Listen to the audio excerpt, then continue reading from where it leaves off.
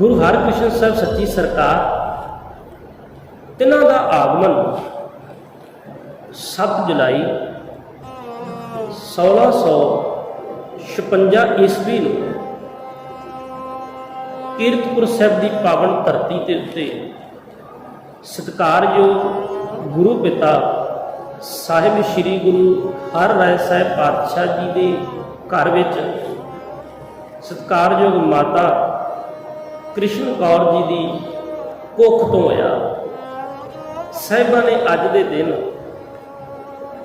इस संसार के उत्ते अवतार करना कीता है। पिता गुरुदेव सतगुरु गुरु हर राय साहिब पातशाह जी के 2 सुपुत्र ने, भाव गुरु हरकृष्ण साहिब पातशाह जी 2 भरा ने। वड्डे भराता ने बाबा राम राय जी। बचपन दे विच ही ख्याल करो, ये आप सारे जानते हैं भी सतगुरु जी नूं आपां बाला प्रीतम आखते हैं। ये इस करके कि सतगुरु जी की जिहड़ी उम्र है ये इस संसार के उत्ते जिहड़ी शरीरक यात्रा बड़ी थोड़ी है। 9 साल की आरबला सतगुरु जी इस संसार से बतीत करते हैं। 5 साल की आयु में साहिब जी गुरता गद्दीपुर आसीन होंदे आ। 3 साल गुरता गद्दीपुर गुरु नियुक्त होए रहे, गुरु जोत इन्हां विच वरती ते 9 साल की उम्र वाहिगुरू जी 9 साल की उम्र विच इस संसार तो प्रभ प्याना कर गए। बड़ी छोटी जी आरबल है ते इस छोटी आयु करके ही बेअंत मनमुखी बंदियां ने जिन्होंने सतगुर ते प्रतीत नहीं आए, उन्होंने बड़े तरह के कबोलजे भी बोले। ये भी आख्या भी ये छोटी उम्र का बालक गुरु किवें बन गया। पर सतगुरु गुरु हरकृष्ण साहिब पातशाह सच्ची सरकार जी ने इन्हां सारे ही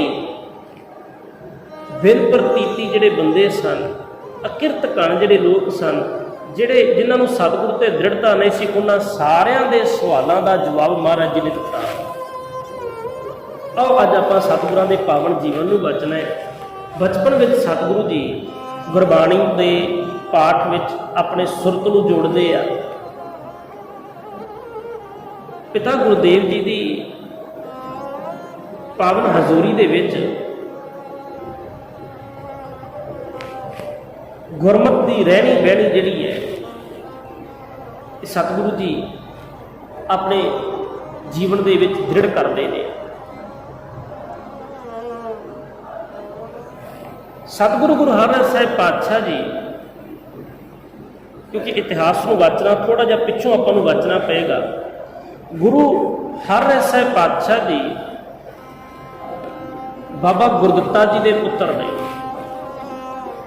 बाबा गुरदित्ता जी सतगुरु गुरु हरगोबिंद साहिब पातशाह जी के पुत्र ने।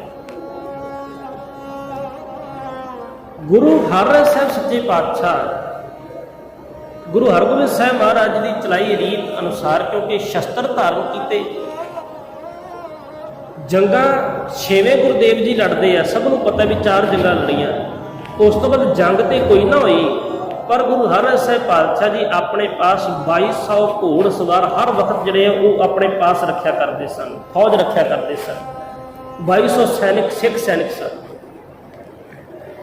जिस वक्त दिल्ली राज का बादशाह शाहजहान ਉਹਦਾ पुत्र एक दारा शिको ते एक औरंगजेब ने की किया भी दारा शिको अपने वड्डे भरा नूं बड़े तसीयां दे नाल मारिया। पिता शाहजहान नूं भी उसने कैदी बनाया सी। ख्याल करो, आपां पहुंचना है, इतिहास वाचना है गुरु हरकृष्ण साहिब पातशाह जी का। बस ये थोड़ा जिहा पिछों मुढ़ बजन वास्ते भी पिछले हालात की सन। औरंगजेब ने पिता शाहजहान को भी कैदी बना लिया। ਦਾਰਾ ਸ਼ਕੋਹ ਨੂੰ ਵੀ ਫੜਨ ਵਾਸਤੇ ਪਿੱਛੇ ਫੌਜਾਂ ਛੱਡ ਦਿੱਤੀਆਂ, ਕਿਉਂਕਿ ਸ਼ਾਹਜਹਾਨ ਆਪਣੇ ਪੁੱਤਰ ਦਾਰਾ ਸ਼ਕੋਹ ਨੂੰ ਗੁਰਤਾ ਗੱਦੀ ਵਾਹਿਗੁਰੂ ਜੀ ਉਹ ਆਸਣ ਦੇਣਾ ਚਾਹੁੰਦਾ ਸੀ, ਦਿੱਲੀ ਦਾ ਆਸਣ ਦੇਣਾ ਚਾਹੁੰਦਾ ਸੀ, ਪਰ ਔਰੰਗਜ਼ੇਬ ਨੇ ਧੱਕੇ ਨਾਲ ਉਹ ਆਸਣ ਆਪਣੇ ਵੱਸ ਕਰ ਲਿਆ, ਉਹ ਤਾਜ ਨੇ ਹਾਸਲ ਕਰ ਲਿਆ। ਦਾਰਾ ਸ਼ਕੋਹ ਪਿੱਛੇ ਨੇ ਫੌਜਾਂ ਛੱਡ ਦਿੱਤੀਆਂ। ਦਾਰਾ ਸ਼ਕੋਹ ਸਤਿਗੁਰੂ ਗੁਰੂ ਹਰਿਰਾਏ ਸਾਹਿਬ ਪਾਤਸ਼ਾਹ ਜੀ ਦੇ ਪਾਸ ਆਉਂਦਾ ਹੈ ਤੇ ਬੇਨਤੀ ਕਰਦਾ ਵੀ ਸਤਿਗੁਰੂ ਜੀ ਗੁਰੂ ਨਾਨਕ ਸਾਹਿਬ ਦਾ ਘਰ ਮੈਨੂੰ ਪਤਾ ਹੈ ਵੀ ਸ਼ਰਨ ਆਉਣ ਵਾਲੇ ਦੀ ਲਾਜ ਰੱਖਦਾ, ਮੈਂ ਤੁਹਾਡੀ ਸ਼ਰਨ ਵਿੱਚ ਆਇਆ, ਤੁਸੀਂ ਕਿਰਪਾ ਕਰਕੇ ਮੈਨੂੰ ਔਰੰਗਜ਼ੇਬ ਦੀ ਫੌਜ ਤੋਂ ਬਚਾਓ। ਉੱਥੇ ਸਤਿਗੁਰੂ ਗੁਰੂ ਹਰਿਰਾਏ ਸਾਹਿਬ ਪਾਤਸ਼ਾਹ ਜੀ ਗੋਇੰਦਵਾਲ ਸਾਹਿਬ ਦੀ ਪਾਵਨ ਧਰਤੀ ਤੇ ਨੇ ਜੀ ਉਦੋਂ, ਤੇ ਉਸ ਵਕਤ ਸਾਹਿਬ ਜੀ ਨੇ ਆਪਣੇ 2200 ਜਿਹੜੇ ਸਿੱਖ ਸੈਨਿਕ ਨੇ ਉਹਨਾਂ ਨੂੰ ਦਰਿਆ ਦੇ ਪਰਲੇ ਬੰਨੇ ਤੈਨਾਤ ਕਰ ਦਿੱਤਾ। ਇਹਨਾਂ ਸਿੱਖਾਂ ਨੇ ਸਿੱਖ ਸੈਨਿਕਾਂ ਨੇ ਔਰੰਗਜ਼ੇਬ ਦੀ ਫੌਜ ਨੂੰ ਇੱਥੇ ਰੋਕੀ ਰੱਖਿਆ। ਦਾਰਾ ਸ਼ਕੋਹ ਇਹ ਇੱਧਰ ਲਾਹੌਰ ਨੂੰ ਚਲਾ ਗਿਆ। ਗੁਰੂ ਹਰਿਰਾਏ ਸਾਹਿਬ ਪਾਤਸ਼ਾਹ ਜੀ ਨੇ ਸ਼ਰਨ ਆਏ ਦੀ ਇੰਨੀ ਲਾਜ ਰੱਖੀ। ਇਸ ਗੱਲ ਦਾ ਪਤਾ, ਚਲੋ ਇਹ ਗੱਲ ਵੱਖਰੀ ਹੈ ਵੀ ਅੱਗੇ ਜਾ ਕੇ ਦਾਰਾ ਸ਼ਕੋਹ ਫਿਰ ਫੜਿਆ ਗਿਆ ਤੇ ਆਪਣੇ ਭਰਾ ਹੱਥੋਂ ਮਾਰਿਆ ਗਿਆ। ਔਰੰਗਜ਼ੇਬ ਨੇ ਇਸ ਗੱਲ ਦਾ ਸਪਸ਼ਟੀਕਰਨ ਮੰਗਣ ਵਾਸਤੇ ਗੁਰੂ ਹਰਿਰਾਏ ਸਾਹਿਬ ਪਾਤਸ਼ਾਹ ਜੀ ਨੂੰ ਜਿਹੜਾ ਹੈ ਉਹ ਚਿੱਠੀ ਲਿਖ ਕੇ ਸੰਮਣ ਜਾਰੀ ਕੀਤੇ ਵੀ ਤੁਸੀਂ ਆਓ, ਤੁਸੀਂ ਮੇਰੇ ਤੋਂ ਬਾਗੀ ਮੇਰੇ ਵੱਡੇ ਭਰਾ ਦੀ ਜਿਹੜੀ ਹੈ ਸਹਾਇਤਾ ਕੀਤੀ ਹੈ, ਆਪਣਾ ਸਪਸ਼ਟੀਕਰਨ ਦਿਓ। ਗੁਰੂ ਹਰਿਰਾਏ ਸਾਹਿਬ ਪਾਤਸ਼ਾਹ ਜੀ ਸਾਫ਼ ਜਵਾਬ ਦੇ ਦਿੰਦੇ ਆ ਵੀ ਤੂੰ ਦੁਨਿਆਵੀ, ਤੂੰ ਝੂਠਾ ਬਾਦਸ਼ਾਹ ਹੈ। ਇਹ ਅਸੀਂ ਤੇ ਮੰਨਦੇ ਹਾਂ ਵੀ ਇਹ ਭੁਗਤ ਸਭ ਦਿਵਸ ਚਾਰ ਕੇ ਝੂਠੇ ਕਰਤ ਦਿਵਾਜਾ, ਸਾਡੇ ਲਈ ਤਾਂ ਤੂੰ ਹਰ ਸਮਾਨ ਨਹੀਂ ਰਾਜਾ, ਅਸੀਂ ਤੇਰੇ ਪਾਸ ਨਹੀਂ ਆਵਾਂ, ਤੈਨੂੰ ਅਸੀਂ ਸਪਸ਼ਟੀਕਰਨ ਕਾਹਦਾ ਦਈਏ। ਗੁਰੂ ਨਾਨਕ ਨੇ ਆਪਣੇ ਬਿਰਦ ਦੀ ਲਾਜ ਰੱਖੀ ਹੈ। ਗੁਰੂ ਨਾਨਕ ਦਾ ਘਰ ਸ਼ਰਨ ਆਇਆਂ ਦੀ ਲਾਜ ਰੱਖਦਾ ਹੈ। ਦਾਰਾ ਸ਼ਕੋਹ ਸਾਡੀ ਸ਼ਰਨ ਆਇਆ ਸੀ, ਉਹਦੀ ਲਾਜ ਰੱਖੀ ਹੈ। ਤੇਰੇ ਨਾਲ ਸਾਡਾ ਕੋਈ ਵਾਹ ਵਾਸਤਾ ਨਹੀਂ, ਆਪਣਾ ਕੰਮ ਕਰ। ਉਸਨੇ ਦੂਜੀ ਵਾਰੀ ਫਿਰ ਸੰਮਣ ਜਾਰੀ ਕੀਤੇ। ਇੱਧਰ ਕੁਝ ਸਿੱਖਾਂ ਨੇ ਸਲਾਹ ਕੀਤੀ ਵੀ ਸਤਿਗੁਰੂ ਜੀ ਇਹ ਰੋਜ਼ ਦੇ ਝੰਜਟਾਂ ਨਾਲੋਂ ਰੌਲੇ ਨਾਲੋਂ ਕਿਉਂ ਨਾ ਆਪਾਂ ਇੱਕ ਵਾਰ ਜਾ ਕੇ ਉੱਥੇ ਸਪਸ਼ਟੀਕਰਨ ਦੇ ਆਈਏ। ਗੁਰੂ ਹਰਿਰਾਏ ਸਾਹਿਬ ਪਾਤਸ਼ਾਹ ਜੀ ਆਪ ਨਹੀਂ ਜਾਂਦੇ, ਪਰ ਸਤਿਗੁਰੂ ਜੀ ਆਪਣੇ ਵੱਡੇ ਸਪੁੱਤਰ ਬਾਬਾ ਰਾਮ ਰਾਏ ਨੂੰ ਉੱਥੇ ਭੇਜਦੇ ਨੇ ਔਰੰਗਜ਼ੇਬ ਪਾਸ ਦਿੱਲੀ, ਤੇ ਬਚਨ ਕਰਕੇ ਤੋਰਿਆ ਵੀ ਉੱਥੇ ਜਾ ਕੇ ਕੋਈ ਕਰਾਮਾਤ ਨਹੀਂ ਦਿਖਾਉਣੀ, ਸਗੋਂ ਉਸ ਔਰੰਗਜ਼ੇਬ ਦੇ ਹਰ ਇੱਕ ਸਵਾਲ ਦਾ ਜਵਾਬ ਪੂਰਨ ਦ੍ਰਿੜਤਾ ਤੇ ਸੱਚਾਈ ਨਾਲ ਦੇਣਾ ਹੈ। ਜਿੱਥੇ ਝੂਠ ਆ ਗਿਆ ਉੱਥੇ ਅਸੀਂ ਤੁਹਾਡੇ ਨਾਲੋਂ ਪਾਸੇ ਹੋ ਜਾਵਾਂਗੇ, ਦ੍ਰਿੜਤਾ ਨਾਲ ਜਵਾਬ ਦਿਓਗੇ, ਅਸੀਂ ਤੁਹਾਡੇ ਅੰਗ ਸੰਗ ਹੋਵਾਂਗੇ। ਉਹਨੇ ਕਈ ਤਰ੍ਹਾਂ ਦੇ ਸਵਾਲ ਜਵਾਬ ਬਾਬਾ ਰਾਮ ਰਾਏ ਜੀ ਨੂੰ ਕੀਤੇ ਤੇ ਬਾਬਾ ਰਾਮ ਰਾਏ ਜੀ ਹਰ ਇੱਕ ਸਵਾਲ ਦਾ ਜਵਾਬ ਪੂਰਨ ਦ੍ਰਿੜਤਾ ਨਾਲ ਦਿੰਦੇ। ਔਰੰਗਜ਼ੇਬ ਬੜਾ ਖੁਸ਼ ਹੋਇਆ, ਕਈ ਕੀਮਤੀ ਤੋਹਫੇ, ਕਈ ਉਹਨੇ ਜ਼ਗੀਰਾਂ ਤੇ ਆਪਣੇ ਦਰਬਾਰ ਵਿੱਚ ਉੱਚੀ ਪਦਵੀ ਉਸ ਨੂੰ ਬਾਬਾ ਰਾਮ ਰਾਏ ਜੀ ਨੂੰ ਆਪਣੇ ਬਰਾਬਰ ਤੱਕ ਬਿਠਾਇਆ। ਕਰਦਿਆਂ ਕਰਾਉਂਦਿਆਂ ਇੱਕ ਸਵਾਲ ਔਰੰਗਜ਼ੇਬ ਦੇ ਦਰਬਾਰੀਆਂ ਨੇ ਪੁੱਛ ਲਿਆ। ਦੇਖਿਆ ਵੀ ਗੁਰੂ ਘਰ ਦੀ ਸ਼ਾਨ ਬਰਕਰਾਰ ਹੈ, ਕੋਈ ਇੱਕ ਵੀ ਐਸਾ ਨੁਕਤਾ ਨਹੀਂ ਜਿੱਥੋਂ ਬਾਬਾ ਰਾਮ ਰਾਏ ਡਿੱਗ ਜਾਏ, ਤਿਲਕ ਪਏ। ਉਹਨਾਂ ਨੇ ਕੀ ਕੀਤਾ ਵੀ ਇੱਕ ਸਵਾਲ ਅਖੀਰ ਬਾਬਾ ਰਾਮ ਰਾਏ ਜੀ ਨੂੰ ਪੁੱਛਿਆ ਕਿ ਲੱਗੇ ਤੁਹਾਡੀ ਗੁਰਬਾਣੀ ਗੁਰੂ ਗ੍ਰੰਥ ਸਾਹਿਬ ਪਾਤਸ਼ਾਹ ਅੰਦਰ ਦਰਜ ਬਾਣੀ ਇਸਲਾਮ ਧਰਮ ਦੀ ਤੌਹੀਨ ਕਰਦੀ ਹੈ। ਬਾਬਾ ਰਾਮ ਰਾਏ ਜੀ ਕਹਿੰਦੇ ਆ ਵੀ ਨਹੀਂ, ਤੌਹੀਨ ਨਹੀਂ, ਸਾਡੇ ਵਿੱਚ ਤੇ ਸਗੋਂ ਸੂਫੀ ਦਰਵੇਸ਼ ਬਾਬਾ ਫਰੀਦ ਬੈਠਾ ਹੈ। ਅਸੀਂ ਸਾਡੀ ਗੁਰਬਾਣੀ ਗੁਰੂ ਨਾਨਕ ਦਾ ਕਰਤੇ ਆਵਾਜ਼ ਦਿੰਦਾ ਵੀ ਅਵਲ ਅੱਲਾ ਨੂਰ ਉਪਾਇਆ ਕੁਦਰਤ ਕੇ ਸਭ ਬੰਦੇ। ਸਾਡੀ ਬਾਣੀ ਤੇ ਕਹਿੰਦੇ ਆ ਵੀ ਮੁਸਲਮਾਨ ਮੋਮ ਦੇ ਲੋਕ ਹੈ। ਸਾਡੀ ਬਾਣੀ ਵਿੱਚ ਤੇ ਇਹ ਆਵਾਜ਼ ਆਉਂਦੀ ਹੈ, ਪੰਜ ਨਵਾਜ਼ਾਂ ਵਕਤ ਪੰਜ, ਪੰਜੇ ਪੰਜਾਂ ਨੌ। ਗੁਰਬਾਣੀ ਤੇ ਪੰਜ ਵਕਤ ਦੇ ਨਮਾਜ਼ਾਂ ਦੀ ਗੱਲ ਕਰਦੀ ਹੈ। ਗੁਰਬਾਣੀ ਤੇ ਮੁਸਲਮਾਨ ਹੋਣ ਦੇ ਸਹੀ ਉਦਾਹਰਣ ਦਿੰਦੀ ਹੈ, ਡੈਫੀਨੇਸ਼ਨ ਦਿੰਦੀ ਹੈ। ਗੁਰਬਾਣੀ ਇਸਲਾਮ ਦੀ ਤੌਹੀਨ ਨਹੀਂ ਕਰਦੀ। ਅੱਗੋਂ ਆਖਦੇ ਜੀ ਨਹੀਂ, ਤੁਹਾਡੀ ਬਾਣੀ ਵਿੱਚੋਂ ਇੱਕ ਪੰਕਤੀ ਹੈ ਜਿਹਦੇ ਵਿੱਚ ਲਿਖਿਆ ਵੀ ਮਿੱਟੀ ਮੁਸਲਮਾਨ ਕੀ ਪੇੜਾ ਪਈ ਘੁਮਿਆਰਾ। ਇੱਥੇ ਆ ਕੇ ਥੋੜਾ ਜਿਹਾ ਬਾਬਾ ਜੀ ਬੋਲ ਗਏ।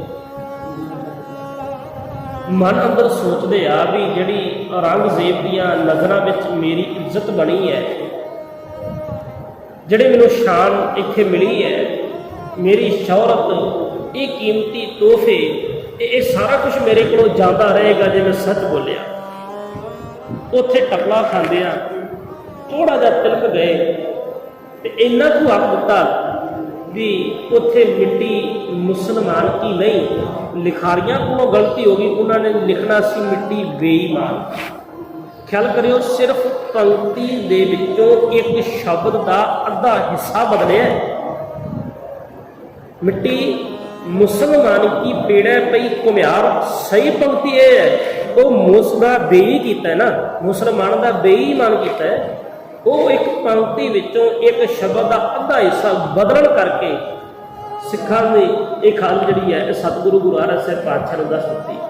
बाबा राम राय औरंगजेब के दरबार तो वापस पे आते हैं तो इधर सतगुरु गुरु हरराय साहिब पातशाह जी हुक्मनामा जारी करते हैं भी जिस पासे तेरा मुँह है उधर चला जा, तू साडे दरबार में हाजिर ना हो। घरों बेदखल कर दिता। ख्याल करियो, सतगुरु गुरु नानक साहिब पातशाह जी की जोत 10 जामिया में वरती। 10 जामिया में गुरु साहिबाना के अलग अलग गुरु साहिब जी, जिवें गुरु नानक साहिब के 2 सुपुत्र, गुरु अंगद साहिब पातशाह जी के 2 सुपुत्र, गुरु अमरदास साहिब पातशाह जी के 2 सुपुत्र, गुरु रामदास साहिब पातशाह जी के 13 सुपुत्र, गुरु अर्जन साहिब पातशाह जी का 1 सुपुत्र, गुरु हरगोबिंद साहिब पातशाह जी के 5 सुपुत्र ने। सबना दे विचों गुरु सुपुत्र या साहिबजादियां विचों पहला भी कुछ घटनावां ऐसियां वापरदियां ने जिथे गुरु जोत की तौहीन की जाती है। ख्याल करियो, गुरु अंगद साहिब पातशाह जी के पुत्र गुरु अमरदास साहिब पातशाह जी को लत पे मारते हैं ते सतगुरु गुरु अमरदास साहिब पातशाह जी के शरीर के उत्ते जदों ते गुरु शरीर उत्ते चोट लगती है, ख्याल करो उदों गुरु घर तो बेदखल नहीं किया जाता। हालांकि प्रिथी चंद अपने पुत्र मेहरबान के नाल रल के कितना कपट कमाता है, धीर मन कितना कपट करता है, पर इन्हों गुरु घर चों उदों बेदखल नहीं किया गया। जिहड़ी मैं बेनती कर लगा भी गुरु शरीर की तौहीन हुई उदों बेदखल नहीं किया। ख्याल करो, जदों गुरु शब्द की तौहीन हुई, क्योंकि असल च शब्द ही तो गुरु ने, शब्द ही प्रधान है। इस पंक्ति को बदलदे सार सतगुरु जी घर चों बेदखल कर देंगे आ। ये राम राय फिर जाके औरंगजेब पास हाजिर होता है तो दसदा भी मैनू मेरे पिता ने इस तरीके दे नाल घरों कढ़ दिता है। औरंगजेब ने 2 पहाड़ों के विचकारला इलाका उन्होंने कह दिता जी दून का इलाका, वो दून का इलाका राम राय को दिता तो उत्थे इसने डेरा ला लिया। अगाह जाके अज उसका नाम डेरा दून जरा प्रचलित हो गया। ये औरंगजेब ने राम राय को दिता, राम राय ने उत्थे डेरा स्थापित किया तो उत्थे उस स्थान का नाम जो है वह अज डेरा दून पड़ गया। घरों बेदखल कर दिता तो गुरु जोत सतगुरु गुरु हरराय साहिब पातशाह जी ने अपने छोटे सुपुत्र साहिब सतगुरु गुरु हरकृष्ण साहिब पातशाह जी के अंदर जोत टिका दी। जोत कोहा जुगत साहिब शह काया फेर पलटी है, जिन्होंने भाई गुरदास साहिब कहते अर्जन काया पलट के मूरत हरगोबिंद सवारी। वो जी जोत चली आ रही है, पुछन सिख अरदास कर 6 महीना तक दर्श नहीं आ रही। गुरु हरगोबिंद साहिब पातशाह जो पूछे सतगुरु जी होर किन्नियां जोतां ने, ते मारे कहते हैं जुग जुग सतगुर धरे अवतारी। जुग इसका अर्थ है 2, जुग 2 ते 2 भाव 4 जामे सतगुर कहते सरीरक तौर पर होर लेने ने। ये गुरु हरराय साहिब पातशाह जी ने जोत सतगुरु गुरु हरकृष्ण साहिब पातशाह टिका दी। ख्याल करो, जड़ा प्रकाश है सतगुरां का अवतरण है 1656 ईस्वी का है तो 1661 ईस्वी को गुरता गद्दीपुर गुरु हरकृष्ण साहिब पातशाह जी आसीन होंगे हैं। भाव 5 साल की आरबल है जो गुरता गद्दीपुर सतगुरु जी विराजमान होते हैं। हुण इस 5 साल की छोटी आरबला होने करके कईयां ने शंके खड़े किए ਇਹ ਲੋਕ ਤੇ ਪਹਿਲਾਂ ਹੀ ਚਾਹੁੰਦੇ ਸਨ ਵੀ ਕਿਹੜਾ ਵੇਲਾ ਹੋਵੇ ਤੇ ਗੁਰੂ ਨਾਨਕ ਦੇ ਘਰ ਨੂੰ ਨੀਵਾਂ ਦਿਖਾਇਆ ਜਾਏ। ਉਹ ਬੇਅੰਤ ਐਸੀਆਂ ਘਟਨਾਵਾਂ ਨੇ ਜੀ। ਇਹਨਾਂ ਨੇ ਚਾਲ ਚੱਲੀ ਬ੍ਰਾਹਮਣਾਂ ਦਾ ਸਿਖਾਇਆ ਹੋਇਆ, ਸਰੀਰ ਕਰਕੇ ਇੱਕ ਬੜਾ ਰੋਗੀ, ਕੋਹੜ ਦਾ ਰੋਗੀ ਬੰਦਾ ਜਦੋਂ ਕੀਰਤਪੁਰ ਸਾਹਿਬ ਦੀ ਪਾਵਨ ਧਰਤੀ ਤੇ ਸਤਿਗੁਰੂ ਗੁਰੂ ਹਰਕ੍ਰਿਸ਼ਨ ਸਾਹਿਬ ਪਾਤਸ਼ਾਹ ਜੀ ਦੀ ਪਾਲਕੀ ਸਾਹਿਬ ਲੰਘ ਰਹੀ ਹੈ, ਜਾ ਰਹੀ ਹੈ ਗਲੀ ਵਿੱਚੋਂ, ਉਸ ਵਕਤ ਸਾਹਿਬਾਂ ਦੀ ਪਾਲਕੀ ਦੇ ਅੱਗੇ ਇੱਕ ਸਰੀਰ ਕਰਕੇ ਜਿਸ ਨੂੰ ਕੋਹੜ ਦਾ ਰੋਗ ਹੋਇਆ ਹੈ, ਉਸ ਨੂੰ ਸਾਹਿਬਾਂ ਦੀ ਪਾਲਕੀ ਅੱਗੇ ਲਿਟਾ ਦਿੱਤਾ ਤੇ ਉੱਚੀ ਉੱਚੀ ਤਰਲਾ ਪਾਉਣ ਲੱਗ ਪਿਆ, ਰੋਗੀ ਕਾ ਪ੍ਰਭ ਖੰਡੋ, ਰੋਗੀ ਕਾ ਪ੍ਰਭ ਖੰਡੋ। ਸੋਚਦੇ ਇਹ ਸਨ ਵੀ ਜਦੋਂ ਜ਼ਖਮਾਂ ਨਾਲ ਭਰੇ ਹੋਏ ਬੰਦੇ ਨੂੰ ਵੇਖਣਗੇ ਤੇ ਇਹ ਬਾਲ ਰੂਪ, ਇਹ ਜਿਹੜੇ ਗੁਰਤਾ ਗੱਦੀਪੁਰ ਗੁਰੂ ਹਰਕ੍ਰਿਸ਼ਨ ਸਾਹਿਬ ਬਾਦਸ਼ਾਹ ਬੈਠੇ ਨੇ, ਉਮਰ ਆਰਬਲਾ ਛੋਟੀ ਹੋਣ ਕਰਕੇ ਇਹ ਡਰ ਜਾਣਗੇ, ਜ਼ਖਮ ਦੇਖ ਕੇ ਡਰ ਜਾਣਗੇ। ਖਿਆਲ ਕਰਿਓ, ਸੱਚਮੁੱਚ ਸਰੀਰ ਤੇ ਕੋਈ ਕੋਝਾ ਜਿਹਾ ਫੋੜਾ ਹੋ ਜਾਏ ਨਾ, ਚੰਗਾ ਭਲਾ ਬੰਦਾ ਵੀ ਦੇਖ ਕੇ ਉਲਟੀ ਕਰ ਦਿੰਦਾ।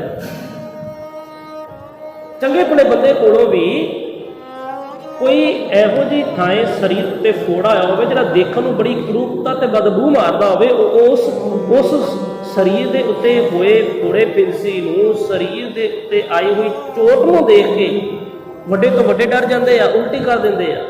ਸੋਚਦੇ ਸਨ ਵੀ ਇਹ ਬਾਲ ਰੂਪ ਗੁਰੂ ਹਰਕ੍ਰਿਸ਼ਨ ਸਾਹਿਬ ਪਾਤਸ਼ਾਹ ਇਹ ਇਸ ਕੋੜੀ ਦਾ ਕੋੜ ਵੇਖ ਕੇ ਘਬਰਾ ਜਾਣਗੇ, ਪਰ ਸਤਿਗੁਰੂ ਗੁਰੂ ਹਰਕ੍ਰਿਸ਼ਨ ਸਾਹਿਬ ਸੱਚੀ ਸਰਕਾਰ, ਜਿਨ੍ਹਾਂ ਦੇ ਦੀਦਾਰ ਕੀਤਿਆਂ ਸੰਸਾਰ ਵਿੱਚੋਂ, ਜ਼ਿੰਦਗੀ ਵਿੱਚੋਂ ਸਾਰੇ ਦੁੱਖ ਖਤਮ ਹੋ ਜਾਂਦੇ ਨੇ, ਉਹ ਸਤਿਗੁਰੂ ਜੀ ਆਪਣਾ ਰੁਮਾਲ ਬਾਹਰ ਕੱਢਦੇ ਆ, ਆਪਣੇ ਰੁਮਾਲ ਦੇ ਨਾਲ ਉਹ ਉਸ ਰੋਗੀ ਦੇ ਸਰੀਰ ਦੇ ਕੱਲੇ ਕੱਲੇ ਅੰਗ ਨੂੰ ਸਾਹਿਬ ਜੀ ਸਾਫ਼ ਕਰਦੇ ਆ।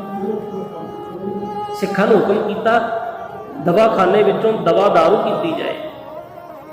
ਇੱਥੇ ਇੱਕ ਪੱਲੀ ਮੈਂ ਬੇਨਤੀ ਕਰਾਂਗਾ ਰੁਕ ਕੇ। ਗੁਰੂ ਹਰਿ ਸਾਹਿਬ ਪਾਤਸ਼ਾਹ ਜੀ ਨੇ ਦਵਾਖਾਨਾ ਖੋਲ੍ਹਿਆ ਕੀਰਤਪੁਰ ਸਾਹਿਬ ਦੀ ਪਾਵਨ ਧਰਤੀ ਤੇ। ਇਸ ਦਵਾਖਾਨੇ ਵਿੱਚ ਉਹ ਜੜੀਆਂ ਬੂਟੀਆਂ ਨੇ ਜਿਹੜੀਆਂ ਹਿੰਦੁਸਤਾਨ ਦੇ ਕਿਸੇ ਵੈਦ ਕੋਲੇ ਨਹੀਂ। ਇਹ ਇੱਕ ਪਿੱਛੇ ਘਟਨਾ ਵਾਪਰਦੀ ਹੈ, ਜਿਸ ਵਕਤ ਸ਼ਾਹਜਹਾਨ ਦਾ ਪੁੱਤਰ ਦਾਰਾ ਸ਼ਿਕੋ, ਉਸ ਨੂੰ ਮਾਰਨ ਵਾਸਤੇ ਔਰੰਗਜ਼ੇਬ ਨੇ ਉਹਦੇ ਖਾਣੇ ਵਿੱਚ ਸ਼ੇਰ ਦੀ ਮੁੱਛ ਦਾ ਵਾਲ ਪਾ ਦਿੱਤਾ ਸੀ। ਦਾਰਾ ਸ਼ਿਕੋ ਦੇ ਪੇਟ ਦੇ ਵਿੱਚ ਸ਼ੇਰ ਦੀ ਮੁੱਛ ਦਾ ਵਾਲ ਹੋਣ ਕਰਕੇ ਪੇਟ ਵਿੱਚ ਬਹੁਤ ਜ਼ਿਆਦਾ ਦਰਦ ਹੁੰਦਾ ਹੈ, ਉਹ ਅਸਹਿ ਤੇ ਦਰਦ ਸਹਿਆ ਨਹੀਂ ਜਾਂਦਾ। ਸ਼ਾਹਜਹਾਨ ਸਮੇਂ ਦਾ ਬਾਦਸ਼ਾਹ ਹੈ, ਉਹਨੇ ਹਿੰਦੁਸਤਾਨ ਦੇ ਵੱਡੇ ਵੱਡੇ ਵੈਦ ਇਕੱਠੇ ਕਰ ਲਏ, ਨਜੂਮੀ ਇਕੱਠੇ ਕਰ ਲਏ। ਕਹਿੰਦੇ ਕੋਈ ਜੰਤਰ ਮੰਤਰ ਤੰਤਰ ਵਰਤੋ, ਕੋਈ ਜਾਦੂ ਵਰਤੋ, ਕੋਈ ਦਵਾ ਵਰਤੋ, ਕੋਈ ਦੁਆ ਵਰਤੋ, ਮੇਰੇ ਪੁੱਤਰ ਨੂੰ ਠੀਕ ਕਰ ਦਿਓ, ਤੰਦਰੁਸਤ ਕਰ ਦਿਓ। ਉਹ ਹਿੰਦੁਸਤਾਨ ਦੇ ਵੱਡੇ ਵੱਡੇ ਵੈਦ ਇਕੱਠੇ ਹੋ ਕੇ ਕਹਿੰਦੇ ਆ, ਬਾਦਸ਼ਾਹ ਸਲਾਮਤ, ਤੇਰੇ ਪੁੱਤਰ ਦਾ ਇਲਾਜ ਹੈ, ਪਰ ਜਿਸ ਦਵਾ ਦੇ ਨਾਲ ਹੋਏਗਾ ਉਹ ਦਵਾ ਸਿਰਫ ਗੁਰੂ ਨਾਨਕ ਦੇ ਘਰ ਪਾਸੋਂ ਮਿਲੇਗੀ। ਉਹ ਦਵਾ ਸਿਰਫ ਕੀਰਤਪੁਰ ਸਾਹਿਬ ਦੀ ਪਾਵਨ ਧਰਤੀ ਤੇ ਜਿਹੜੇ ਗੁਰੂ ਅਰਜਨ ਸਾਹਿਬ ਪਾਤਸ਼ਾਹ ਜੀ ਨੇ ਉਹਨਾਂ ਨੇ ਜਿਹੜਾ ਦਵਾਖਾਨਾ ਖੋਲ੍ਹਿਆ ਉਹਦੇ ਵਿੱਚੋਂ ਮਿਲੇਗੀ। ਤੂੰ ਇੱਕ ਚਿੱਠੀ ਲਿਖ ਤੇ ਤੈਨੂੰ ਉਹ ਦਵਾ ਸਤਿਗੁਰੂ ਜੀ ਦੇ ਦੇਣਗੇ। ਖਿਆਲ ਕਰਿਓ, ਉਹ ਦਵਾਖਾਨਾ ਹੈ ਜਿਸ ਦਵਾਖਾਨੇ 'ਚੋਂ ਦਵਾਈ ਖਾਣ ਦੇ ਨਾਲ ਸ਼ਾਹਜਹਾਨ ਦਾ ਪੁੱਤਰ ਦਾਰਾ ਸ਼ਿਕੋ ਠੀਕ ਹੋਇਆ ਸੀ, ਤੰਦਰੁਸਤ ਹੋਇਆ ਸੀ। ਖੈਰ, ਜਿੱਥੇ ਆਪਾਂ ਇਤਿਹਾਸ ਦੀ ਲੜੀ ਨੂੰ ਬਾਚ ਰਹੇ ਸਾਂ, ਗੁਰੂ ਹਰਕ੍ਰਿਸ਼ਨ ਸਾਹਿਬ ਪਾਤਸ਼ਾਹ ਜੀ ਸਿੱਖਾਂ ਨੂੰ ਹੁਕਮ ਕਰਦੇ ਆ ਵੀ ਇਸ ਕੋਹੜੀ ਦਾ ਰੋਗ ਦੂਰ ਕਰਨ ਵਾਸਤੇ ਦਵਾਖਾਨੇ ਵਿੱਚੋਂ ਜੜੀ ਬੂਟੀ ਲੈ ਕੇ ਆਓ। ਦਵਾ ਦਾਰੂ ਕੀਤਾ ਤੇ ਨਾਲ ਸਤਿਗੁਰੂ ਦੀ ਅਰਦਾਸ ਪਰਮੇਸ਼ਵਰ ਦੇ ਚਰਨਾਂ 'ਚ ਕਰਦੇ ਆ। ਸਤਿਗੁਰੂ ਜੀ ਨੇ ਅੰਮ੍ਰਿਆ ਦ੍ਰਿਸ਼ ਸ਼ੁਭ ਕਰਿਆ, ਹਰੈ ਅਗ ਪਾਪ ਸਕਲ ਮਲ, ਇਹੋ ਜਿਹੀ ਰਹਿਮਤ ਭਰੀ ਨਿਗਾਹ ਕੀਤੀ ਕਿ ਸਤਿਗੁਰੂ ਜੀ ਨੇ ਜਿੱਥੇ ਜਿੱਥੇ ਰੁਮਾਲ ਦੇ ਨਾਲ ਉਸਦੇ ਜ਼ਖਮ ਪੁੰਝੇ ਉਹ ਥਾਂ ਨਵਾਂ ਨਰੋਇਆ ਹੋ ਗਿਆ, ਉਸ ਰੋਗੀ ਦਾ ਰੋਗ ਦੂਰ ਹੋ ਗਿਆ। ਗੁਰੂ ਹਰਕ੍ਰਿਸ਼ਨ ਸਾਹਿਬ ਪਾਤਸ਼ਾਹ ਕੀਰਤਪੁਰ ਸਾਹਿਬ ਦੀ ਪਾਵਨ ਧਰਤੀ ਦੇ ਉੱਤੇ ਰਹਿਮਤਾਂ ਵਰਸਾਉਂਦੇ ਆ। ਬੇਅੰਤ ਘਟਨਾਵਾਂ ਨੇ ਜੀ। ਇੱਕ ਰਾਜਾ ਰਾਮ, ਰੋਪੜ ਦਾ ਰਾਜਾ ਹੈ, ਜਿਸ ਦਾ ਨਾਮ ਬੜਾ ਅਮੀਰ ਹੈ, ਉਸ ਦਾ ਨਾਮ ਹੈ ਰਾਜਾ ਰਾਮ। ਉਹ ਆਇਆ ਤੇ ਆਪਣੇ ਨਾਲ ਬੜੀ ਸੰਗਤ ਲੈ ਕੇ ਆਇਆ। ਤਾਂ ਸਤਿਗੁਰੂ ਗੁਰੂ ਹਰਕ੍ਰਿਸ਼ਨ ਸਾਹਿਬ ਪਾਤਸ਼ਾਹ ਜੀ ਗੁਰਤਾ ਗੱਦੀ ਪਰ ਬੈਠੇ ਆ। ਸਤਿਗੁਰੂ ਜੀ ਨੇ ਸਿੱਖ ਨੂੰ ਹੁਕਮ ਕੀਤਾ ਕਿ ਜਿਹੜਾ ਰਾਜਾ ਰਾਮ ਆ ਰਿਹਾ ਉਸ ਨੂੰ ਗੁਰੂ ਘਰ ਦੀ ਦਹਲੀਜ਼ ਟੱਪਣ ਨਾ ਦਿੱਤੀ ਜਾਏ। ਸਿਪਾਹੀਆਂ ਨੇ ਉੱਥੇ ਰੋਕ ਲਿਆ। ਹੁਣ ਬਾਹਰ ਬੈਠਾ ਉੱਥੇ ਲੰਮੇ ਪੈ ਕੇ ਡੰਡੌਤ ਕਰਕੇ ਅੱਖਾਂ ਚੋਂ ਨੀਰ ਵਹਾ ਤਰਲਾ ਕਰਦਾ, ਸਤਿਗੁਰੂ ਤੁਹਾਡੇ ਦੀਦਾਰਿਆਂ ਵਾਸਤੇ ਆਇਆ, ਕਿਰਪਾ ਕਰਕੇ ਦੀਦਾਰ ਦਿਓ, ਕਿਰਪਾ ਕਰੋ ਮੇਰੇ ਅੰਦਰ ਦੇ ਤਪ ਦੇ ਇਸ ਮਨ ਨੂੰ ਠਾਰ ਦਿਓ। ਸਤਿਗੁਰੂ ਗੁਰੂ ਹਰਕ੍ਰਿਸ਼ਨ ਸਾਹਿਬ ਪਾਤਸ਼ਾਹ ਕਹਿੰਦੇ ਆ, ਕਹਿੰਦੇ ਇਹ ਤੈਨੂੰ ਤੇਰੇ ਅੰਦਰ ਦਾ ਟਿਕਾ ਏਦਾਂ ਨਹੀਂ ਮਿਲੇਗਾ। ਤੇ ਦੂਸਰੀ ਗੱਲ, ਤੇਰਾ ਗੁਰੂ ਘਰ ਨਾਲ ਕੋਈ ਵਾਹ ਵਾਸਤਾ ਨਹੀਂ, ਤੈਨੂੰ ਅਸੀਂ ਆਪਣੇ ਦੀਦਾਰ ਨਹੀਂ ਦਿਆਂਗੇ। ਰੋ ਕੇ ਤਰਲਾ ਕਰਕੇ ਕਹਿੰਦਾ, ਸਤਿਗੁਰੂ ਜੀ ਕਿਰਪਾ ਕਰਕੇ ਦੱਸੋ ਤੇ ਸਹੀ ਗੁਨਾਹ ਕੀ ਹੈ, ਮੇਰੇ ਅੰਦਰ ਦੀ ਇਸ ਭਟਕਣਾ ਦਾ ਇਹ ਕਾਰਨ ਕੀ ਹੈ।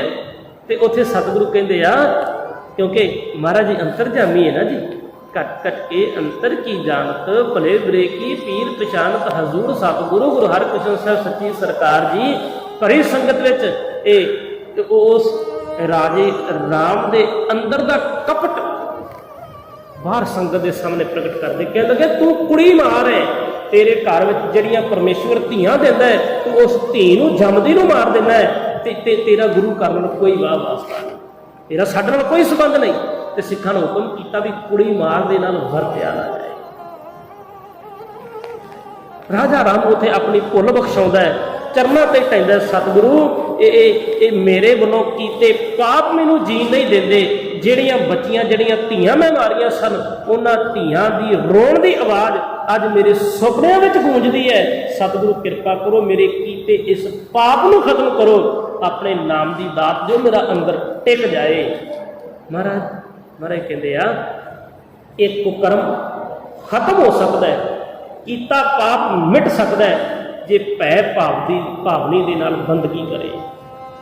ਰਾਜਾ ਰਾਮ ਦਾ ਜਿਹੜਾ ਕਪਟ ਨਿਭਾ ਰਿਹਾ, ਤੇ ਖਿਆਲ ਕਰੋ ਇਹ ਅੰਗਰੇਜ਼ਾਂ ਦੀ ਇੱਕ ਈਸਟ ਇੰਡੀਆ ਕੰਪਨੀ ਜਿਹੜੀ ਹੈ, ਇਹ ਵੀ ਉਹਨਾਂ ਦਿਨਾਂ ਵਿੱਚ ਇਸ ਨੇ ਭਾਰਤ ਦੀ ਧਰਤੀ ਦੇ ਉੱਤੇ ਆਪਣਾ ਪੈਰ ਟਿਕਾਇਆ। ਇਹਨੇ ਸਭ ਤੋਂ ਪਹਿਲਾਂ ਆਈ ਤੇ ਕੱਪੜੇ ਦਾ ਵਪਾਰ ਕਰਨ ਸੀ। ਇਹਨਾਂ ਨੇ ਕੀ ਕੀਤਾ ਵੀ ਤੰਬਾਕੂ ਪਹਿਲੀ ਵਾਰ ਹਿੰਦੁਸਤਾਨ ਦੀ ਧਰਤੀ ਤੇ ਈਸਟ ਇੰਡੀਆ ਕੰਪਨੀ ਲੈ ਕੇ ਆਈ। ਉਸ ਤੰਬਾਕੂ ਦੀ ਇਹਨਾਂ ਨੇ ਖੇਤੀ ਕਰਨੀ ਸ਼ੁਰੂ ਕਰ ਦਿੱਤੀ। ਕਹਿੰਦੇ ਆ ਵੀ ਇਹ ਇਤਿਹਾਸ ਦੀ ਇੱਕ ਘਟਨਾ ਹੈ। ਸਤਿਗੁਰਾਂ ਦਾ ਇਤਿਹਾਸ ਰੋਕ ਕੇ ਮੈਂ ਇੱਕ ਪਲ ਲਈ ਬੇਨਤੀ ਕਰਨ ਲੱਗਾ। ਕਹਿੰਦੇ ਸ਼ਾਹਜਹਾਨ ਨੂੰ ਕੋਈ ਇਸ ਤਰ੍ਹਾਂ ਦਾ ਰੋਗ ਹੋ ਗਿਆ ਜਿਹਦੀ ਦਵਾ ਉਸ ਤੰਬਾਕੂ ਨੂੰ ਸੁੰਘਣਾ ਹੀ ਸੀ, ਪਰ ਉਹਦੀ ਬਦਬੂ ਜਿਹੜੀ ਹੈ ਉਹ ਬਹੁਤ ਜ਼ਿਆਦੀ ਸੀ। ਸਾਰੇ ਦਰਬਾਰੀਆਂ ਨੇ ਆਪਣੇ ਮੂੰਹ ਨੂੰ ਟੱਕਿਆ, ਨੱਕ ਨੂੰ ਟੱਕਿਆ, ਤੇ ਉਸ ਤੰਬਾਕੂ ਦਾ ਥੋੜਾ ਜਿਹਾ ਧੂੰਆਂ ਜਿਹੜਾ ਹੈ ਉਹ ਸ਼ਾਹਜਹਾਨ ਨੂੰ ਸੰਘਾਇਆ। ਸ਼ਾਹਜਹਾਨ ਨੇ ਆਪਣੇ ਮਨ ਅੰਦਰ ਇਹ ਬੜਾ ਘਿਰਣਾ ਜੀ ਪ੍ਰਗਟ ਕੀਤੀ ਵੀ ਮੇਰਾ ਅਪਮਾਨ ਹੈ, ਮੇਰੇ ਸੁੰਘਣ ਕਰਕੇ ਸਾਰੇ ਦਰਬਾਰੀਆਂ ਨੂੰ ਮੂੰਹ ਢੱਕਣਾ ਪੈ ਰਿਹਾ ਹੈ। ਉਹਨੇ ਐਲਾਨ ਕਰ ਦਿੱਤਾ ਵੀ ਮੇਰੇ ਸਾਰੇ ਦਰਬਾਰੀ ਅੱਜ ਤੋਂ ਤੰਬਾਕੂ ਵਰਤਣਗੇ। ਉਦੋਂ ਤੋਂ ਤੰਬਾਕੂ ਜਿਹੜਾ ਵਰਤਣਾ ਸ਼ੁਰੂ ਹੋਇਆ। ਇਹ ਗੱਲ ਵੱਖਰੀ ਹੈ ਵੀ ਉਸ ਤੋਂ ਬਾਅਦ ਉਹਨੇ ਫਿਰ ਇੱਕ ਐਲਾਨ ਕੀਤਾ ਸੀ ਵੀ ਮੇਰੇ ਰਾਜ ਦੇ ਵਿੱਚ ਕੋਈ ਤੰਬਾਕੂ ਨਾ ਵਰਤੇ, ਕਿਉਂਕਿ ਇਹ ਬੜਾ ਖਤਰਨਾਕ ਇਹ ਨਸ਼ਾ ਸੀ। ਈਸਟ ਇੰਡੀਆ ਕੰਪਨੀ ਨੇ ਇਹ ਨਸ਼ਾ ਭਾਰਤ ਦੀ ਧਰਤੀ ਤੇ ਫੈਲਾਇਆ। ਇਸ ਨਸ਼ੇ ਦਾ ਇੱਕ ਆਦੀ ਜਿਹਦਾ ਨਾਮ ਜਜ਼ੀਆ ਹੈ, ਉਹ ਸਤਿਗੁਰੂ ਦੇ ਪਾਸ ਕੀਰਤਪੁਰ ਸਾਹਿਬ ਦੀ ਧਰਤੀ ਤੇ ਆਇਆ। ਉੱਥੇ ਸਤਿਗੁਰੂ ਜੀ ਉਹ ਆ ਕੇ ਸਤਿਗੁਰਾਂ ਨੂੰ ਕਹਿੰਦਾ, ਮਹਾਰਾਜ ਮੈਂ ਬੜਾ ਧਰਮੀ ਆ, ਧਰਮ ਦੇ ਜਿੰਨੇ ਤਰ੍ਹਾਂ ਦੇ ਕਰਮ ਨੇ ਮੈਂ ਸਾਰੇ ਕਰਦਾ, ਪਾਠ ਪੂਜਾ ਵੀ ਕਰਦਾ, ਦਾਨ ਪੁੰਨ ਵੀ ਕਰਦਾ, ਪਰ ਅੰਦਰ ਨਹੀਂ ਟਿਕਦਾ। ਉੱਥੇ ਸਤਿਗੁਰੂ ਜੀ ਕਹਿੰਦੇ ਆ, ਜਿੰਨੀ ਦੇਰ ਤੱਕ ਇਹ ਤੰਬਾਕੂ, ਇਹ ਲਾਮਤ, ਇਹ ਭੈੜਾ ਨਸ਼ਾ ਤੇਰੀ ਜ਼ਿੰਦਗੀ ਵਿੱਚ ਹੈ, ਉਨੀ ਦੇਰ ਤੱਕ ਤੈਨੂੰ ਟਿਕਾ ਨਹੀਂ ਮਿਲੇਗਾ। ਇਸ ਨਸ਼ੇ ਤੋਂ ਗੁਰੇਜ਼ ਕਰ ਲੈ। ਤੰਬਾਕੂ ਨਾ ਵਰਤਣ ਦਾ ਪਹਿਲਾ ਹੁਕਮਨਾਮਾ ਸਤਿਗੁਰੂ ਗੁਰੂ ਹਰਕ੍ਰਿਸ਼ਨ ਸਾਹਿਬ ਪਾਤਸ਼ਾਹ ਜਾਰੀ ਕਰਦੇ ਆ। ਖੈਰ ਚਲੋ ਇਤਿਹਾਸ ਸੰਖੇਪ ਕਰਾਂ। ਇਸ ਤਰ੍ਹਾਂ ਦੇ ਬੇਅੰਤ ਸਿੱਖ ਮਹਾਰਾਜ ਦੇ ਪਾਵਨ ਦਰਬਾਰ ਵਿੱਚ ਆ ਕੇ ਆਪਣੇ ਮਨ ਦੀਆਂ ਇੱਛਾਵਾਂ ਪੂਰੀਆਂ ਕਰਦੇ ਆ, ਪਰਮਾਰਥ ਦੇ ਰਸਤੇ ਤੇ ਪਰਮੇਸ਼ਵਰ ਦੇ ਮਿਲਾਪ ਲਈ ਤੁਰਨ ਦਾ ਯਤਨ ਕਰਦੇ ਆ। ਸਤਿਗੁਰੂ ਹਰ ਇੱਕ ਦੀ ਝੋਲੀ ਰਹਿਮਤਾਂ ਨਾਲ ਭਰ ਦਿੰਦੇ ਆ। ਹੈ ਸਤਿਗੁਰੂ ਜੀ ਦੇ ਗੁਰਤਾ ਗੱਦੀ ਪਰ ਬੈਠਣ ਤੇ ਵੱਡਾ ਭਰਾ ਰਾਮ ਰਾਏ ਜਿਹੜਾ ਦੇਹਰਾਦੂਨ ਦੇ ਇਲਾਕੇ ਵਿੱਚ ਬੈਠਾ ਹੈ, ਇਸ ਨੇ ਔਰੰਗਜ਼ੇਬ ਦੇ ਪਾਸ ਜਾ ਕੇ ਇਹ ਤਰਲਾ ਕੀਤਾ ਕਿ ਮੇਰਾ ਛੋਟਾ ਭਰਾ ਜਿਹੜਾ ਗੁਰਤਾ ਗੱਦੀ ਦੇ ਯੋਗ ਨਹੀਂ, ਉਹ ਗੁਰਤਾ ਗੱਦੀ ਤੇ ਬੈਠ ਗਿਆ ਤੇ ਮੇਰੇ ਪਿਤਾ ਨੇ ਤੁਹਾਡੇ ਨਾਲ ਮੇਰੇ ਚੰਗੇ ਸੰਬੰਧ ਹੋਣ ਕਰਕੇ, ਕਿਉਂਕਿ ਤੁਹਾਡੇ ਕਰਕੇ ਮੈਨੂੰ ਗੁਰਤਾ ਗੱਦੀ ਨਹੀਂ ਮਿਲੀ। ਰਾਮ ਰਾਏ ਔਰੰਗਜ਼ੇਬ ਨੂੰ ਕਹਿੰਦਾ ਮੇਰੇ ਸੰਬੰਧ ਤੁਹਾਡੇ ਨਾਲ ਸਨ, ਤੁਹਾਡੇ ਕਰਕੇ ਪਿਤਾ ਗੁਰਦੇਵ ਨੇ ਮੈਨੂੰ ਗੁਰਤਾ ਗੱਦੀ ਨਹੀਂ ਦਿੱਤੀ, ਕਿਰਪਾ ਕਰੋ ਮੈਨੂੰ ਗੁਰਤਾ ਗੱਦੀ ਦਿਵਾਓ। ਉਹਨੇ ਦਿੱਲੀ ਦਰਬਾਰ ਦੇ ਵਿੱਚ ਜਾ ਕੇ ਇਹ ਤਰਲਾ ਪਾਇਆ। ਰਾਮ ਰਾਏ ਦੇ ਕਹਿਣ ਤੇ ਔਰੰਗਜ਼ੇਬ ਤੇ ਪਹਿਲਾਂ ਹੀ ਚਾਹੁੰਦਾ ਸੀ ਵੀ ਗੁਰੂ ਨਾਨਕ ਦੇ ਘਰ ਨੂੰ ਕਿਸੇ ਤਰੀਕੇ ਨਾਲ ਦੱਬਿਆ ਜਾਏ। ਰਾਮ ਰਾਏ ਦੇ ਕਹਿਣ ਤੇ ਔਰੰਗਜ਼ੇਬ ਨੇ ਇੱਕ ਸੰਮਣ ਲਿਖਿਆ ਤੇ ਗੁਰੂ ਹਰਕ੍ਰਿਸ਼ਨ ਸਾਹਿਬ ਪਾਤਸ਼ਾਹ ਜੀ ਨੂੰ ਸਪਸ਼ਟੀਕਰਨ ਦੇਣ ਵਾਸਤੇ ਸੱਦ ਲਿਆ। ਆਖਦੇ ਵੀ ਤੁਹਾਡੇ ਗੁਰਤਾ ਗੱਦੀ ਦਾ ਰੌਲਾ ਮੈਂ ਨਿਬੇੜਾਂਗਾ। ਗੁਰੂ ਹਰਕ੍ਰਿਸ਼ਨ ਸਾਹਿਬ ਪਾਤਸ਼ਾਹ ਕਹਿੰਦੇ ਆ ਪਿਤਾ ਗੁਰਦੇਵ ਹੁਕਮ ਕਰਕੇ ਗਏ ਸਨ ਕਿ ਦਿੱਲੀ ਦਰਬਾਰ ਦੇ ਬਾਦਸ਼ਾਹ ਦੇ ਪਾਸ ਜਾ ਕੇ ਨਹੀਂ ਬੈਠਣਾ, ਉਹਨੂੰ ਦੀਦਾਰ ਨਹੀਂ ਦੇਣੇ, ਉਹਦੇ ਕੋਲ ਨਹੀਂ ਜਾਣਾ। ਤੇ ਨਾਲੇ ਰਹੀ ਗੱਲ ਗੁਰਤਾ ਗੱਦੀ ਦੀ, ਇਹ ਗੁਰਤਾ ਗੱਦੀ ਗੁਰੂ ਨਾਨਕ ਦੀ ਜੋਤ ਸਤਿਗੁਰੂ ਗੁਰੂ ਪਿਤਾ ਗੁਰਦੇਵ ਗੁਰੂ ਹਰਿਰਾਏ ਸਾਹਿਬ ਪਾਤਸ਼ਾਹ ਜੀ ਨੇ ਆਪ ਮੇਰੇ ਅੰਦਰ ਟਿਕਾਈ ਹੈ। ਇਹ ਰਾਮ ਰਾਏ ਇਸ ਗੁਰਤਾ ਗੱਦੀ ਦਾ ਅਸਲ ਵਾਰਸ ਹੱਕਦਾਰ ਨਹੀਂ। ਔਰੰਗਜ਼ੇਬ ਨੇ ਇੱਕ ਨੀਤੀ ਖੇਡੀ। ਉਹਨੇ ਆਪਣੇ ਦਰਬਾਰ ਵਿੱਚ ਇੱਕ ਬੜਾ ਪ੍ਰਤਿਸ਼ਠਿਤ ਬੰਦਾ ਹੈ ਜਿਹਦਾ ਨਾਮ ਹੈ ਰਾਜਾ ਜੈ ਸਿੰਘ। ਉਹਨੂੰ ਆਖਿਆ ਵੀ ਉਹ ਗੁਰੂ ਘਰ ਦਾ ਸ਼ਰਧਾਲੂ ਸੀ। ਉਹਨੂੰ ਆਖਿਆ ਵੀ ਤੂੰ ਜਾ ਤੇ ਜਾ ਕੇ ਗੁਰੂ ਹਰਕ੍ਰਿਸ਼ਨ ਸਾਹਿਬ ਪਾਤਸ਼ਾਹ ਜੀ ਨੂੰ ਦਿੱਲੀ ਲੈ ਕੇ ਆ। ਰਾਜਾ ਜੈ ਸਿੰਘ ਨੇ ਕੀ ਕੀਤਾ ਵੀ ਸਾਰੀ ਸੰਗਤ ਵੱਲੋਂ ਇੱਕ ਬੇਨਤੀ ਲਿਖ ਭੇਜੀ ਵੀ ਸਤਿਗੁਰੂ ਜੀ ਕਿਰਪਾ ਕਰੋ ਔਰੰਗਜ਼ੇਬ ਨੂੰ ਨਾ ਮਿਲਿਓ, ਕਿਰਪਾ ਕਰਕੇ ਦਿੱਲੀ ਦੀ ਸੰਗਤ ਨੂੰ ਦੀਦਾਰ ਦਿਓ, ਦਰਸ਼ਨ ਦਿਓ। ਸਤਿਗੁਰੂ ਗੁਰੂ ਹਰਿਰਾਏ ਸਾਹਿਬ ਪਾਤਸ਼ਾਹ ਜੀ ਸਿੱਖ ਦੀ ਬੇਨਤੀ ਕਬੂਲ ਕਰਕੇ ਸਿੱਖ ਸੰਗਤਾਂ ਦੇ ਤਪ ਦੇ ਅੰਦਰ ਨੂੰ ਠਾਰਨ ਵਾਸਤੇ ਹਜ਼ੂਰ ਜੀ ਤੁਰ ਪੈਂਦੇ ਆ। ਬੇਅੰਤ ਸੰਗਤਾਂ ਨਾਲ ਨੇ, ਬਹੁਤ ਸਾਰੀਆਂ ਸੰਗਤਾਂ ਸਤਿਗੁਰੂ ਗੁਰੂ ਹਰਕ੍ਰਿਸ਼ਨ ਸਾਹਿਬ ਮਹਾਰਾਜ ਜੀ ਨੇ ਰੋਪੜ ਦੀ ਧਰਤੀ ਤੋਂ ਪਿੱਛੇ ਮੋੜ ਦਿੱਤੀਆਂ। ਸਤਿਗੁਰੂ ਜੀ ਅੱਗੇ ਜਾਂਦੇ ਆ ਕਰਨਾਲ ਦੇ ਨੇੜੇ ਕੁਰਕਸ਼ੇਤਰ ਜਿਹੜੀ ਧਰਤੀ ਹੈ, ਉੱਥੇ ਪੰਜੋਖਰਾ ਪਿੰਡ ਹੈ। ਪੰਜੋਖਰੇ ਵਿਖੇ ਸਤਿਗੁਰੂ ਜੀ ਜਿਹੜਾ ਉਹ ਆਪਣਾ ਆਸਣ ਕਰਦੇ ਆ, ਟਿਕਾ ਕਰਦੇ ਆ, ਪੜਾਅ ਕਰਦੇ ਆ।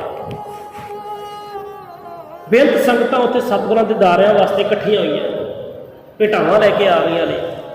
ਤੇ ਖਿਆਲ ਕਰਿਓ ਕੁਰਕਸ਼ੇਤਰ ਜਿਹੜੀ ਧਰਤੀ ਹੈ ਇਹ ਸਾਡੇ ਹਿੰਦੂ ਵੀਰਾਂ ਵਿੱਚ ਬੜੀ ਮਾਨਤਾ ਰੱਖਣ ਵਾਲੀ ਧਰਤੀ ਹੈ। ਉੱਥੇ ਕ੍ਰਿਸ਼ਨ ਜੀ ਨੇ ਗੀਤਾ ਦਾ ਉਚਾਰਨ ਕੀਤਾ ਤੇ ਉੱਥੋਂ ਦੇ ਜਿਹੜੇ ਪੰਡਤ ਨੇ ਬੜੇ ਵਿਦਵਾਨ ਪੰਡਤ ਨੇ, ਉਹਨੂੰ ਆਪਣੀ ਵਿੱਦਿਆ ਦਾ ਅਹੰਕਾਰ ਹੈ। ਉਹਨੇ ਤੱਕਿਆ ਵੀ ਇੱਥੇ ਬੜਾ ਇਕੱਠ ਹੈ, ਬੜੀ ਭੀੜ ਹੈ। ਉਹਨੇ ਕਿਸੇ ਨੂੰ ਪੁੱਛਿਆ ਵੀ ਇਹ ਭੀੜ ਇਹ ਇਕੱਠ ਕਿਉਂ? ਉਸ ਪੰਡਤ ਲਾਲ ਚੰਦ ਨੂੰ ਇੱਕ ਸਿੱਖ ਦੱਸਦਾ ਵੀ ਇੱਥੇ ਸਾਡੇ ਗੁਰੂ ਨਾਨਕ ਸਾਹਿਬ ਦੀ 8ਵੀਂ ਜੋਤ ਗੁਰੂ ਹਰਕ੍ਰਿਸ਼ਨ ਜੀ ਆ ਕੇ ਬਿਰਾਜੇ ਆ। ਸੰਗਤਾਂ ਉਹਨਾਂ ਦੇ ਦਰਸ਼ਨ ਕਰਨ ਆਈਆਂ ਨੇ। ਕਹਿਣ ਲੱਗਾ ਅਹੰਕਾਰ ਵਿੱਚ ਮੱਤਿਆ ਸੀ ਨਾ। ਆਖੇ ਜੀ ਕਿੰਨੀ ਉਮਰ ਹੈ ਤੁਹਾਡੇ ਗੁਰੂ ਦੀ? ਅੱਗੋਂ ਸਿੱਖ ਬੜੇ ਅਦਬ ਨਾਲ ਕਹਿੰਦੇ ਇਹ ਸਤਿਗੁਰੂ ਇਹ ਬਾਲਾ ਪ੍ਰੀਤਮ ਨੇ, ਇਹ ਅਸ਼ਟਮ ਬਲਬੀਰਾ ਨੇ।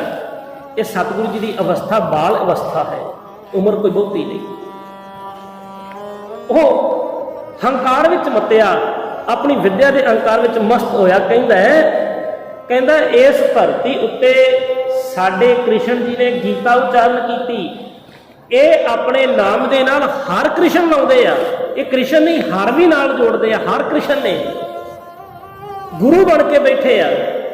ਇਹ ਸਾਡੀ ਗੀਤਾ ਦਾ ਨਹੀਂ, ਗੀਤਾ ਨਹੀਂ ਉਚਾਰ ਸਕਦੇ। ਇੱਕ ਪਾਸੇ ਸਾਰੀ ਗੀਤਾ ਛੱਡ ਗੀਤਾ ਦੇ ਇੱਕ ਸ਼ਲੋਕ ਦਾ ਅਰਥ ਕਰਕੇ ਦੱਸਦੇ। ਇੱਕ ਸ਼ਲੋਕ ਦਾ ਅਰਥ। ਇਹ ਵਿਦਿਆ ਵਿੱਚ ਮਸਤ ਅਹੰਕਾਰ ਦੇ ਵਿੱਚ ਮਤਿਆ ਹੋਇਆ ਸਤਿਗੁਰਾਂ ਦੇ ਪਾਸ ਆ ਕੇ ਪਰੇ ਦਰਬਾਰ ਵਿੱਚ ਕਹਿੰਦਾ ਸਤਿਗੁਰੂ ਸਾਡੇ ਕ੍ਰਿਸ਼ਨ ਨੇ ਗੀਤਾ ਉਚਾਰੀ, ਤੁਸੀਂ ਹਰ ਕ੍ਰਿਸ਼ਨ ਹੋ, ਗੀਤਾ ਦੇ ਇੱਕ ਸ਼ਲੋਕ ਦਾ ਅਰਥ ਕਰਕੇ ਦੱਸਦੇ ਹੋ। ਨਾਰੇ ਕਹਿੰਦੇ ਆ ਭਲਿਆ जे मैं अर्थ कर दिते तां तेरे मन विच शंका रहेगी कि चंगे घराणे विचों ने, बचपन विच विद्या सिख रही होएगी। जे मेरे सिखां ने, इन्हां नेड़ले सिखां ने अर्थ कीते, तू आखेगा सिख विद्वान ने, पढ़े लिखे ने, तेरे मन का शंका नहीं दूर होएगा। ते दूजी गल, तू तो आया ही शंका निवृत्त करना है, तू अर्थ समझने वास्ते थोड़ा आया, तू तो कीता ही शंका है।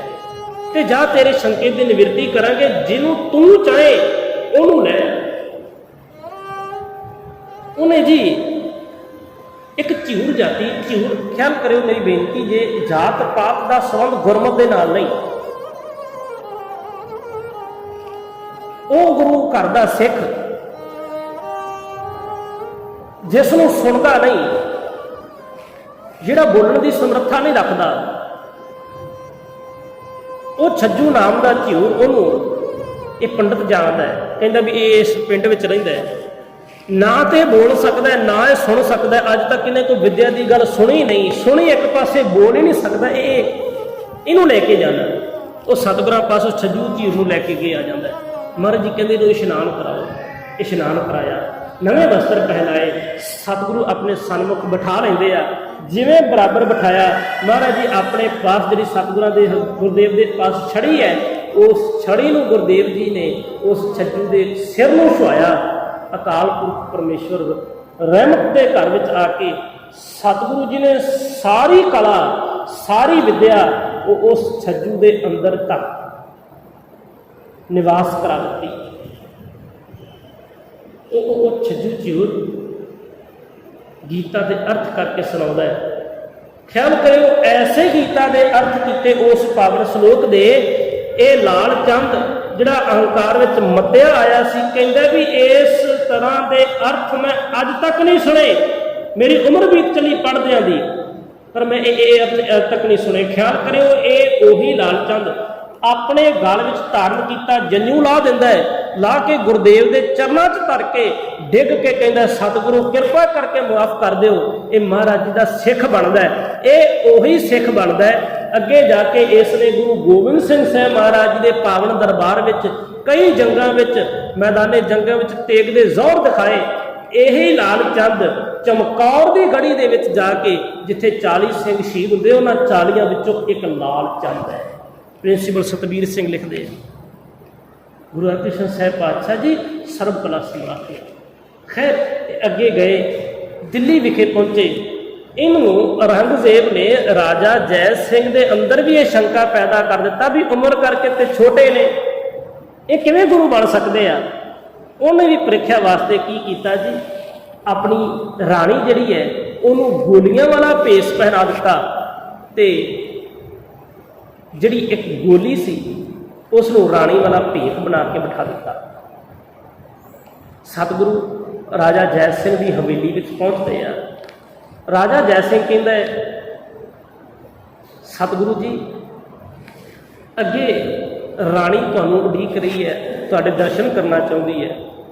महाराज जी छड़ी फड़ के जाते हैं, हर एक इस्त्री के उत्ते उन्होंने छड़ी सिर नूं छुआई। जांदे जी राणी बन गोली राणी बन के बैठी सी, राणियां वाले वस्त्र पहन के बैठी सी, उनके सिर नूं छड़ी छुआ के कहते ये राणी नहीं। तो जी असल में राणी गोलियां वाले वस्त्र पहन के बैठी सी, उनके सिर पर छड़ी छुआ के कहते कह लगे असल ये राणी है। गोदी च बैठ के आखते राणी हो के गोलियां वाला पहरावा पहनती है, ये तेन शोभा नहीं देता, ये राणियां नूं शोभा नहीं देता। सतगुरु जी की परख उत्थे राजा जय सिंह करता है। ये शंका सी ना मन में, महाराज जी ने शंका निवृत्त किया। ये राजा जय सिंह का जिहड़ा बंगला है ये उही है जिहड़ा अज गुरुद्वारा बंगला साहिब करके सुशोभित है दिल्ली की पावन धरती। उत्थे उन्हां दिनां विच चेचक की बीमारी फैल गई।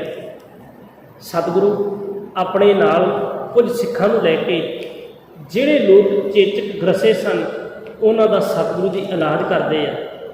महाराज जी ਜਿਹੜੀਆਂ ਦੇਹੀਆਂ ਮ੍ਰਿਤਕ सन ਉਹਨਾਂ ਮ੍ਰਿਤਕ ਦੇਹੀਆਂ ਦਾ ਉਹਨਾਂ ਦੀ ਰੀਤੀ ਅਨੁਸਾਰ ਕਈਆਂ ਨੂੰ ਦਫਨ ਕਰਦੇ ਆ, ਕਈਆਂ ਨੂੰ ਹੱਥੀਂ ਸਤਿਗੁਰੂ ਜੀ ਸੰਸਕਾਰ ਕਰਦੇ ਆ।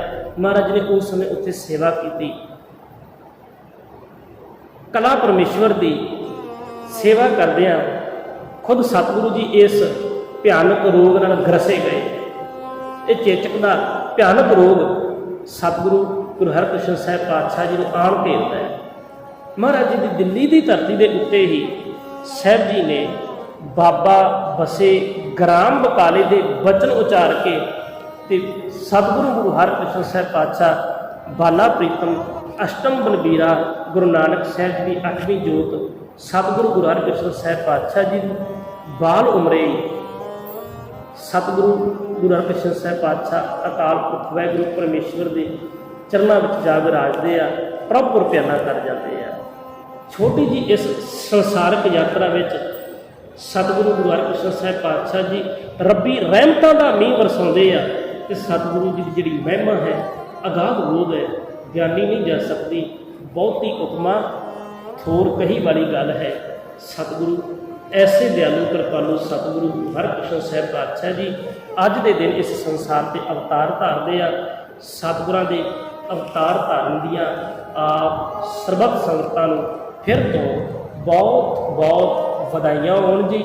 ਸਤਿਗੁਰੂ ਪ੍ਰਥਾਏ ਗੁਰੂ ਗੋਬਿੰਦ ਸਿੰਘ ਸਾਹਿਬ ਪਾਤਸ਼ਾਹ ਬਚਨ ਕਰਦੇ ਆ, ਸ਼੍ਰੀ ਹਰਿਕ੍ਰਿਸ਼ਨ ਤੇ ਆਈਐ ਜਿਸ ਡਿਠੈ ਸਭ ਦੁੱਖ ਜਾਏ। ਐਸੇ ਦਿਆਲੂ ਕਿਰਪਾਲੂ ਸਤਿਗੁਰੂ ਜਿਨ੍ਹਾਂ ਦੇ ਦਰਸ਼ਨ ਕੀਤੇ ਆ ਜ਼ਿੰਦਗੀ 'ਚੋਂ ਸਾਰੇ ਦੁੱਖ ਦੂਰ ਹੋ ਜਾਂਦੇ ਆ। ਤਰਸ ਕਰਕੇ ਮਹਾਰਾਜ ਜੀ ਆਪਣੇ ਦੀਦਾਰ ਸਾਨੂੰ ਵੀ ਬਖਸ਼ਿਸ਼ ਕਰਦੇ ਨੇ। ਨਾਮ ਦੀ ਇੱਕ ਦਾਤ ਸਾਡੇ ਹਿਰਦੇ ਅੰਦਰ ਟਿਕ ਜਾਏ।